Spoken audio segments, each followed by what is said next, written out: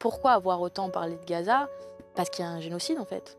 Mais toujours est-il que dans le gouvernement, pendant des mois et des mois, la position officielle, ça a été le soutien inconditionnel à Israël, alors qu'on voyait que, y compris l'alignement des intérêts américains, et que tout ça serait meurtrier au plus haut point. Enfin, je veux dire, on sous-estime encore les morts à Gaza, parce qu'ils sont enfouis sous les décombres. Alors on sait aujourd'hui que c'est très compliqué d'accéder à l'alimentation, à l'eau et aux soins à Gaza. Voilà, et donc on va continuer d'en parler, et sans doute qu'on continuera de nous dire qu'on en parle trop, et pour quelles raisons électorales ça pourrait être, etc. Mais je pense que si ça dit une chose, c'est qu'il y a dans les médias, et il y a eu dans ce gouvernement, un deux poids deux mesures absolument insupportable sur le traitement entre l'agression russe en Ukraine et ce qui se passe aujourd'hui à Gaza de la part du gouvernement israélien de Netanyahou.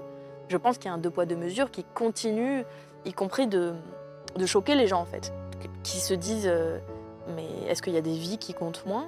Comment ça se fait que les puissances occidentales peuvent ne rien faire quand il y a un massacre comme ça, alors même que les puissances occidentales ont des leviers cette fois-ci.